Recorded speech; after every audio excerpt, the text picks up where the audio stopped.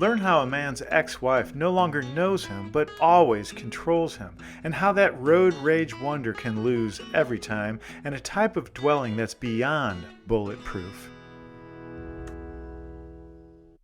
Welcome to No Bow Tie, where we conquer emptiness and frustration, discover our uniqueness, and live with unrelenting joy.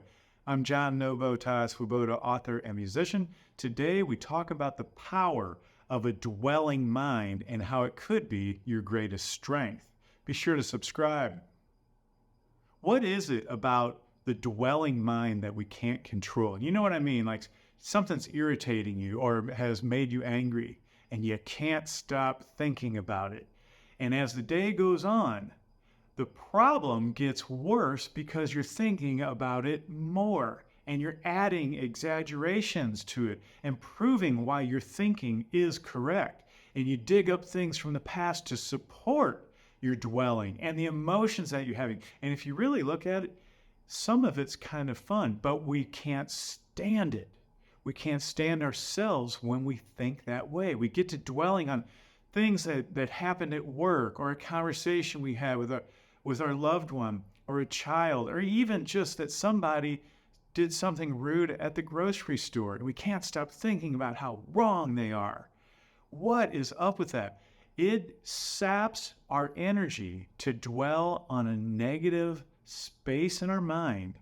It saps our energy, even though we're using all of that energy to create those emotions that we can't let go of.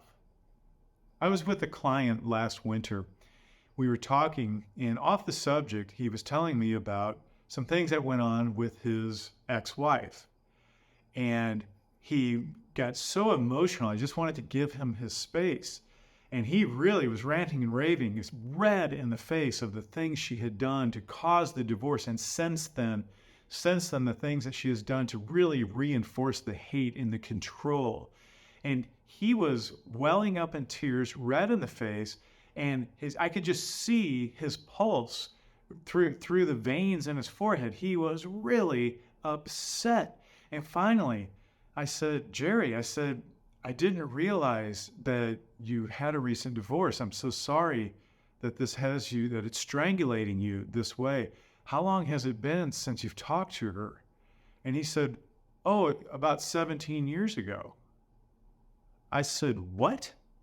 I said, 17 years ago, and you're still dwelling on the emotions of that moment. Now notice, I didn't say you're still dwelling on what she did or how it impacted you. I said you are still dwelling on the emotions of that time, because the past, and write this down, the past isn't. The past does not exist. It is only in your mind. And when you bring that past up and dwell on it, it has control of you. You're the one making it real. Have you ever been driving down the highway? Somebody cuts you off. You're enraged. You're raising your fist, calling them names. Meanwhile, they drive off, never saw you, and they're having a great day. They just go about their day.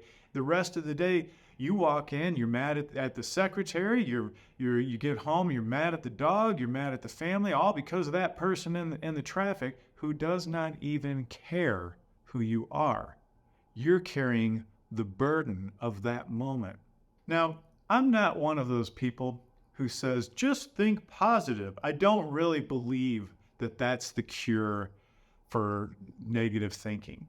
I do think realistic or have perspective, but to just think positive, that's a great thing to put on a greeting card, but it's hard to do. If you break your leg, you've got a broken leg. It's hard to say, hey, at least I have another one.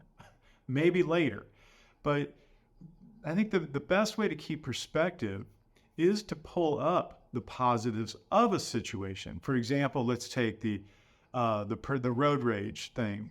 Well, the positive of that example is nobody got hurt, okay? I don't really know why that person was driving that way. I really don't. And I can presume, which everyone will. The first thing we presume is they're a jerk. We don't know that. We don't know if they just got bad news from a doctor. We don't know if they're on an emergency call to their work. We don't know. They shouldn't have done it, but keep perspective. And the one thing I like to do through the day, because I'm a dweller too, okay? When something's on my mind, if I'm having doubt or I'm having insecurities in that, I tend to dwell on it to the point of nausea. Do you ever do that? Well, here's what you can do about it. If your mind will dwell on the negative, your mind can, by choice, dwell on the positive. Now, this is a muscle that you have to enforce in your thinking.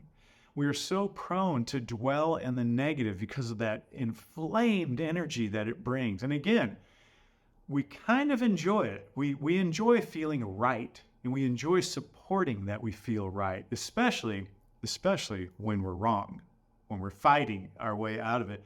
If you can do that, you can turn it around. And what I call it posi-dwell. So if you must dwell, posi-dwell.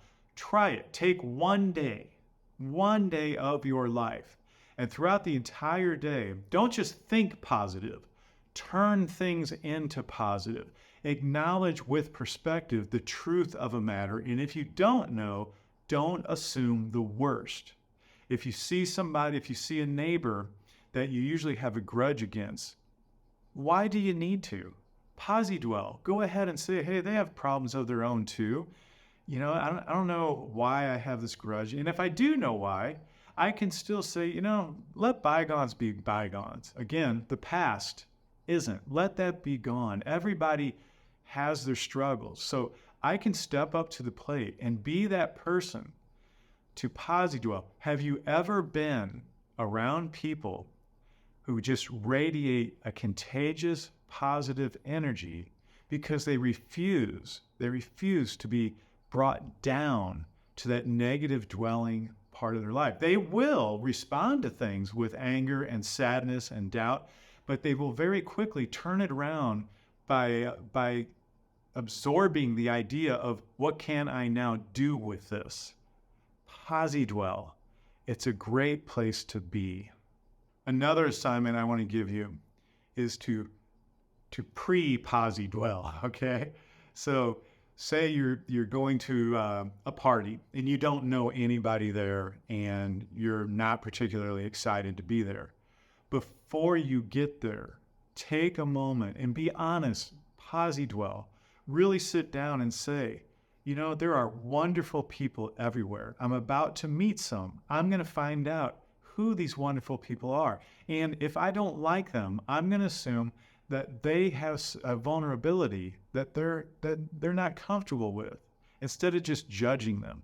But before you go into it, it might be a new job, a party, or whatever, or even a restaurant. Just before you go in, know that, hey, I don't know, so let me go ahead and feed it my most positive energy. The best part about this, it's contagious, and it will build in you and become a part of your daily life until you pop out of bed. You may not do 50 jumping jacks, but you're going to pop out of bed and say, oh yeah, let's consider the best possibilities of my thinking. So before I leave you, I want you to take this one thought. When you're in a situation like that, ask yourself, what are the best thoughts I can have in this situation? Do it. Write it down. Put it on the fridge. Underline it, asterisk it, put it in bold. What is the best thought I can have in this situation? Okay, I'm going to go now. I'm going to leave you with a wonderful musical example of classical music gone mad. Before I do, be sure to subscribe. Go to nobowtie.com/life and be sure to be the first one to get the next episode, which is going to be so exciting. We're going to have answers, solutions, and we're going to complete the puzzle of how to live a better life from the moment that you hear that episode.